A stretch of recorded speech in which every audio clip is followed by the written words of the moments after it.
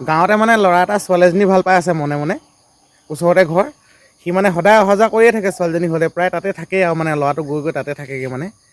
ছোৱালীজনী বাপেক মাকেও ল'ৰাটোক খুব মৰম কৰে, কিন্তু বাপেক মাকে নেজানে যে মোৰ ছোৱালীজনীয়ে ভাল পায়। নিস্বাৰ্থভাৱে ল'ৰাটোক মৰম কৰে। ছোৱালীজনীয়ে মনে মনে গম পায় মানে, ঘুনুক ঘানাককৈ মানে মনটোত জাগি থাকে ন। ল'ৰাটোৰ পৰা মানে মন প্ৰাণ দি ভাল পায় মানে ছোৱালীজনীক, এনেকুৱা। ছোৱালী বয়স হৈ আহিছে, আহিলে ল'ৰা বেলেগৰ পৰা চাবলৈ ছোৱালী ঘৰত। এতিয়া বাপেক মাকে কি কৰিব, সহায়ৰ কাৰণে মানে সেই ল'ৰাটোকে মাতিলে আৰু, যিটো সদায় গৈ থাকে গাঁৱত থকাটো।